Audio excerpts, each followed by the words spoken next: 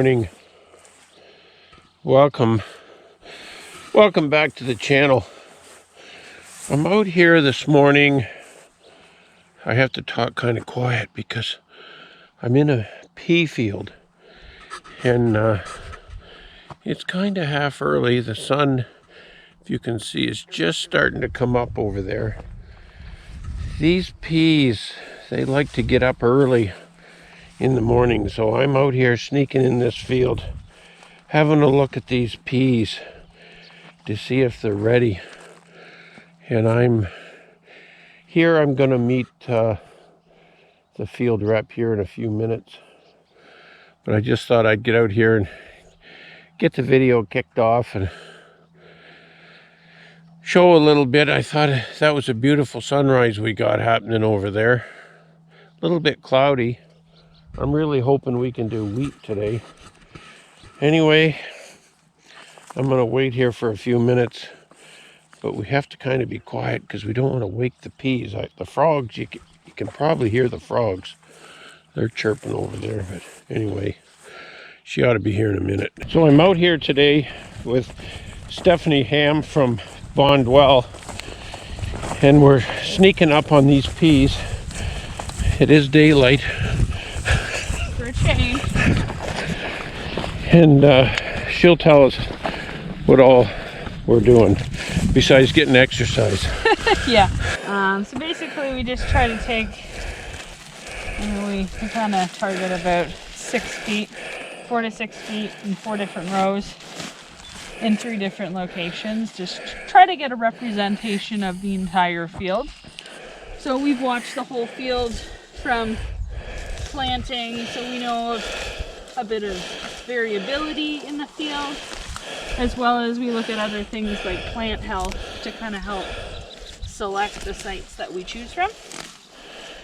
And then we just pull the plants up.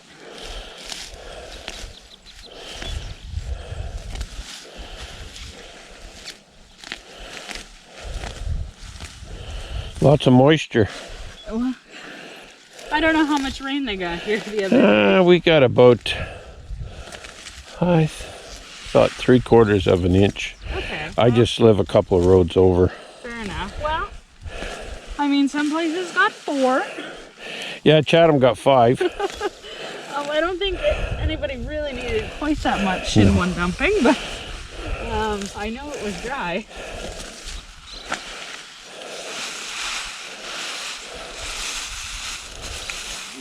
There's no need to be gentle with them because they're just going to get smashed to bits later anyway. So how many days roughly would it take from planting to harvest?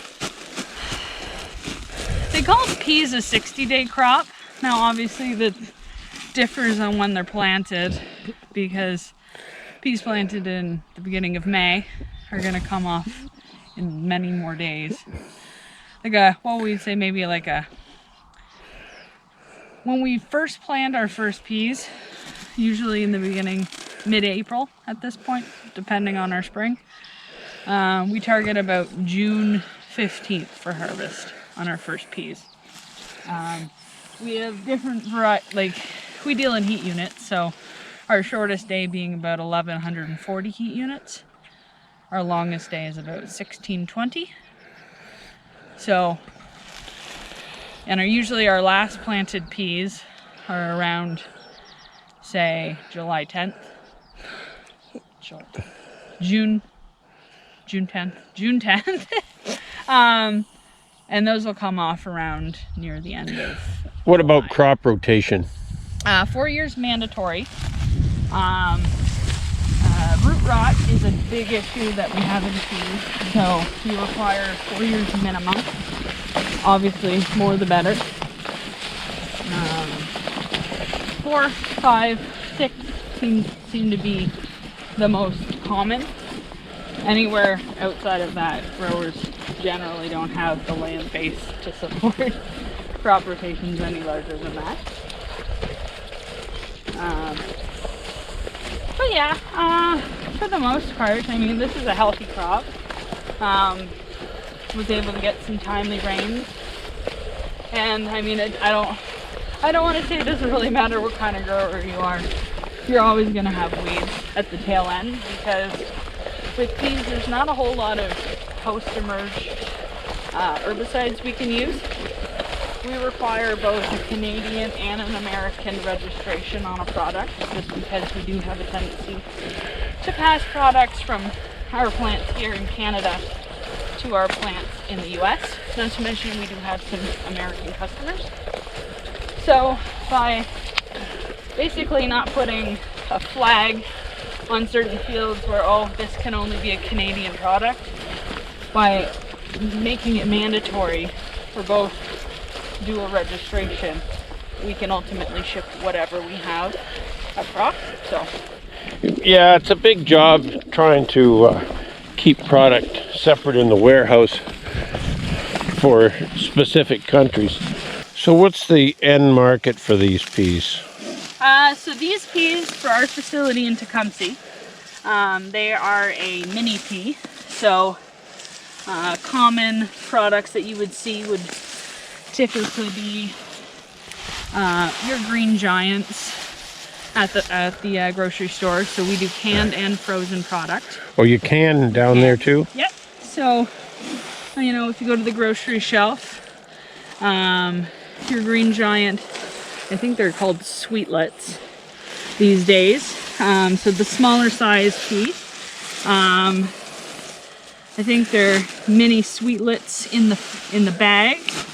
But we also pack for a number of different customers. So depending on, I guess, which customer we're packing for that day. Perhaps we're packing for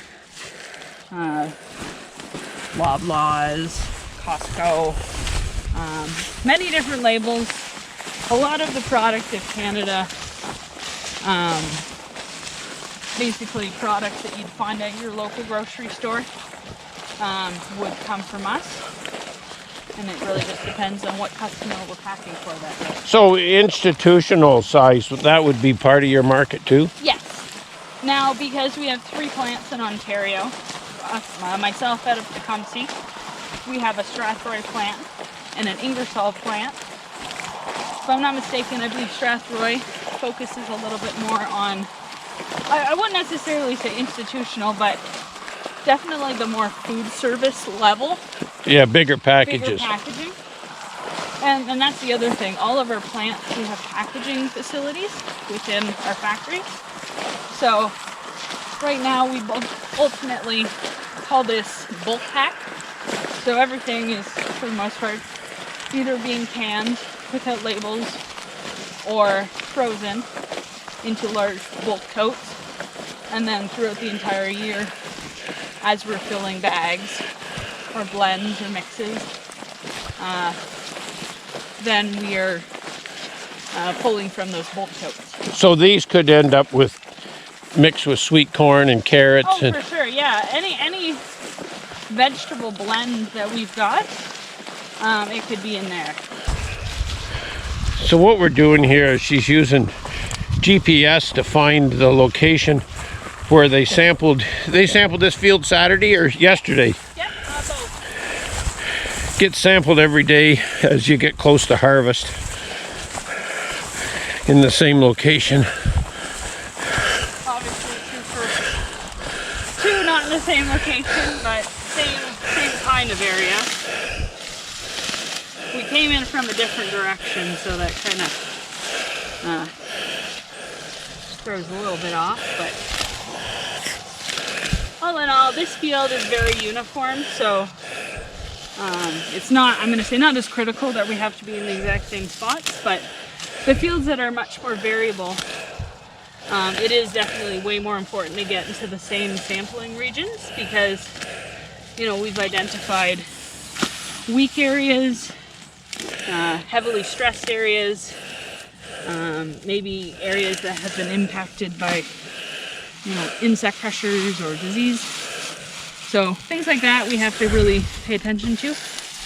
As well, it's important to not just, you know, if there's a lot of sand hills, that we're not just up on the sand hills, we're in low spots and in areas that, you know, I mean, the main goal is to represent the entire field. by our sample. So, you know, choosing, say in this case, 3 very small patches from a 50-acre field, you know, you kind of want to be as accurate as possible for the final outcome. And similar to the combines, that metal drum spins around.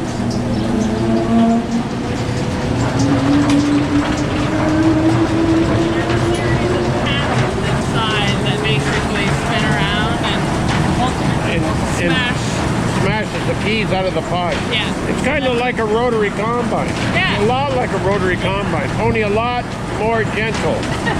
Kinda.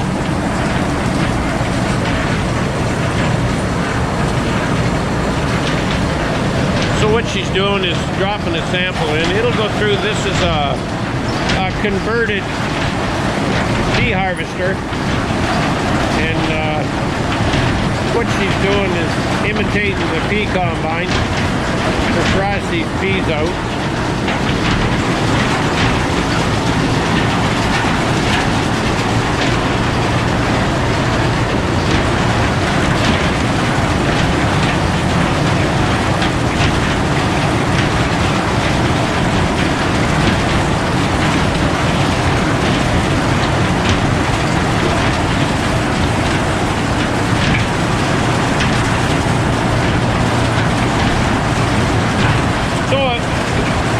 Exactly like the pea combine then. Exactly. And the new ones are the same as this? Pretty much. I mean, there's some upgraded features, maybe more resistance. Maybe bigger? Bigger. Yeah, that's just generally better. But I mean, conceptually, they are the same. So, when you do get out to the field there, they'll be able to kind of describe what's going on. But anyway, those feeders, they just smash up the lumps of pea vines going through, and it's harsh enough once the pod's open, and then the peas come through the holes, and then we collect them all.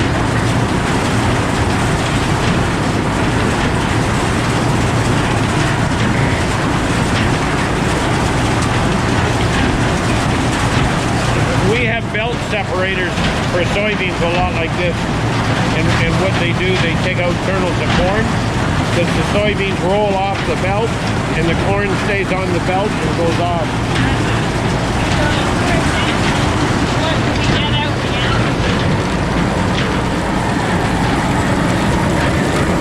So all the pods have been All opened up. Yep. It's amazing that they would do it with such a wet, slimy crop. And the vines are pretty much intact. Yeah, well, I mean, we're not always like this, but yeah, I mean, it was a healthy crop, so. Well, Steph, thanks for taking the time this morning to show the people what you do, and thank the people at Bondwell. Absolutely. This has been very interesting. I know I've learned a lot about the pea business today, and I'm going to try to catch the combines in the field. Yeah. So, like I said, we harvest ultimately 24/7 if we have the crop to do so. So, they are harvesting right now near Wallaceburg. As for the field we were in, tests show a little bit too young, so we probably won't be in there till Wednesday, but, well, we'll see.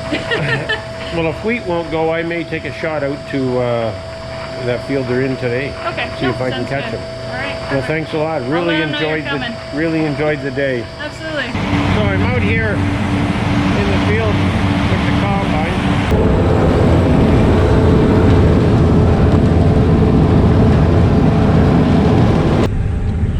Anyway, I was out this morning to the field where they like take samples. You've been down there to Pancor. Am I too close for you? Nope. I do have a mask. No, it's all good. I was tested last week. I'm negative. Anyway, tell us about harvesting peas. Well, what do you want to know? Everything. 24-hour job. Yep. We work 7 to 7, our shift anyway. liters an hour do you do? We can roughly do about 10. That's with five or six machines, yeah. 2. We've got 5 here right now. So I basically saw that little machine at Pancor. This machine's quite similar. I haven't seen the one. The one at Pancor is an old machine that they cut the wheels off and it's stationary. Oh, okay. It's about half the size of what you have here. Yeah. What this is it's like a rotary combine, right? Basically. Yeah. With a screen and. Yep, works the same way. It's just a drum and spins around, so the vine goes out the back and the peas fall through. And then do you have a belt on its edge that the peas roll down? Yep. So there's 2 aprons on either side. So once the peas fall through the drum, they roll down the apron onto a conveyor belt that takes them to bucket elevators, which is just like what would be in a grain leg. And they bring them up top and dump them in the hopper. It's pretty simple, really. And from what Steph told me, it's basically 4 hours from the vine to the freezer. Yeah, they have a 4-hour window that they want them picked. By the time they're picked to the time they're froze, they want no more than 4 hours. So what you kind of work with is 3 trucks? Yep, 3 or 4, depending on how fast the plant's running. It's a slow procedure. Yeah, and this combine will pick a little bit faster. This one's new this year, so it has what they call load control in it. So I'll set my pressure for my drum pressure. I've got it set at 1600 right now. So it'll speed up and slow down as it needs to keep enough in the drum to keep it at 1600 pounds. Where all the other ones, you have to speed up and slow down on your own. So it makes it a little bit easier. Well, every time they bring one out, I'm sure they add more bells and whistles. Yeah. Well, Ethan, thanks for taking the time to give me a little bit of knowledge on combine and peas. Yeah, no problem. I'll get out of your hair. Okay. These are rear engine jobs. Yep. So who makes these machines? These are all Oxbows. Made in the U.S. or where do they come from? Yep. I believe they come from New York, straight over the border, straight over the Niagara border. So can you harvest anything else with this machine? They do snap beans, or they do lima beans with these, and you can do edamames. It's shelled edamames. Edamames, that's soybeans. Yeah. Do you do much of that? There's only one grower in Ontario, I think. So we do all his harvest too, but most of it, he supplies Costco with all the ones in the shells. Yeah. So we use green bean harvesters for that, and then some specialty stuff goes for restaurants and stuff. They process them in Delhi. We use pea combines for that to get them out of the shell. Other than that, these things are in the shed. Yep. You can use for peas for 6 weeks of the year. Tremendous investment. What's a machine like this worth? About 1.4. Oh. For 6 weeks of use. And that's what I'm trying to show everybody, big investment in agriculture. Yeah. 1.4 for the machine, and then diesel fuel, and I'm sure you're not doing this for fun. They must have to pay you a little bit. Yeah. A per diem or something. Yeah. Truck's here now. Yeah, we burn about 300 gallons every 24 hours per machine. Go through just a little bit of fuel. A lot of fuel. And pay carbon tax on it. Yeah. Well, that's good. Thank you. Just had a real good tour on a pea combine. Very, very interesting. And he was saying those machines, they're worth over $1 million, about 1.4. And that just shows you the kind of investment that is made in agriculture just to have cheap food here in Ontario.